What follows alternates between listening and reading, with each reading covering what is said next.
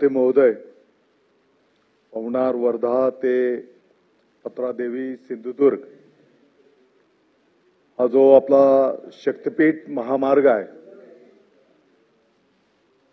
या महामार्गाचं लक्षवेधीला उत्तर देण्याच्या पूर्वीच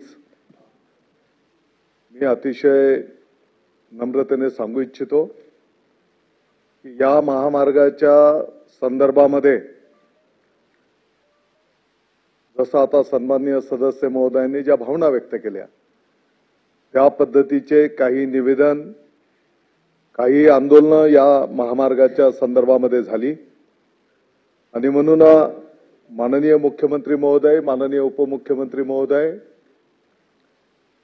आणि MSRDC विभागाच्याही वतीने जे स्थानिक शेतकरी बांधव आहेत, जे स्थानिक मंडळी आहेत, जे लोकप्रतिनिधी आहेत, या सर्वांच्या भावना जाणून पुढचं मार्गक्रमण त्या ठिकाणी केलं जाईल। हा प्रकल्प किंवा इतर कोणताही प्रकल्प जनभावनेच्या विरोधात, त्यांच्या भावना डावलून किंवा दडपशाहीने कुठलंही काम केलं जाणार नाही।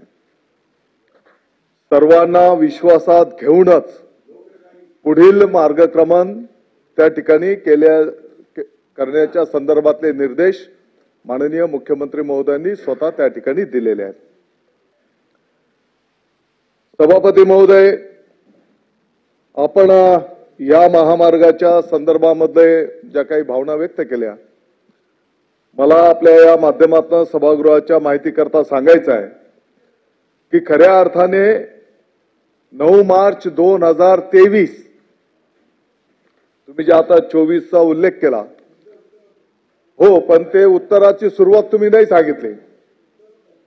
हो, त्या उत्तराच्या सुरुवातीला सांगतोय मी, त्या उत्तराच्या सुरुवातीला सांगितलेलं आहे 9 मार्च 2023च्या अर्थसंकल्पीय भाषणामध्येच या प्रकल्पाची घोषणा करण्यात आली आणि त्यानंतर मग आताच्या घडीला जी काही प्रोसेस संपन्न झालेली आहे, साधारणपणे मोजणीच्या संदर्भातलं कलम 15(4) जे काही असतंय की स्थानिक पातळीवरचे उपविभागीय अधिकारी यांना भूसंपादन अधिकारी म्हणून नियुक्त करण्यात येते आणि मग ती पुढची प्रोसेस चालू होते। तर इथपर्यंत याचा मार्गक्रमण त्या ठिकाणी झालेला आहे। साधारणपणे महाराष्ट्र शक्तिपीठ महामार्ग हा 12 जिल्ह्यातील एकूण 39 तालुक्यातून 372 गावांमधून प्रस्तावित आहे। हो,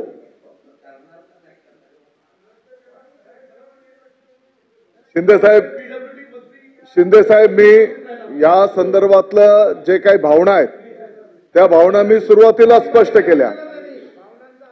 तुमच्या भावनांचा आदर करणार हे आधी स्पष्ट केलं मी, परंतु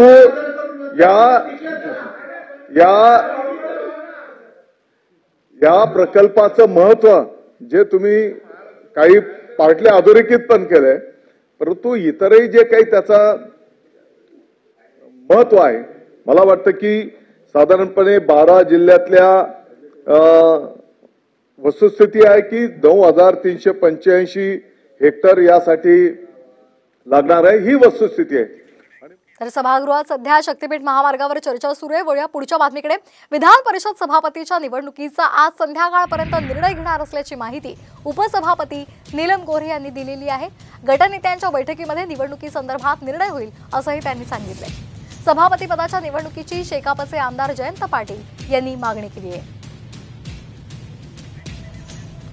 मुख्यमंत्री महोदय आज आता त्यांच्या काही तुम्हाला कल्पना आहे काही अपरिहार्य कारणामुळे 2 वाजेपर्यंत नाही आहेत, माननीय उपमुख्यमंत्री नाही आहेत, मुख्यमंत्री असतील त्यांच्याही कानावर जाईलच। माझा दोन्ही मुद्दे आहेत, एक म्हणजे तांत्रिकदृष्ट्या जे काही आपल्यावर बंधन आहे की राज्यपालांना कळवणं, संसदीय कार्यविभागाला कळवणं, ही सगळी मला सचिवांनी अवगत केले, त्यानुसार त्यांना कळवण्यात आलेलं आहे। परंतु याचं लेखी सायटेशन किंवा लेखी उत्तर तुम्हाला आज मी सभागृह संपण्याच्या आतमध्ये देते।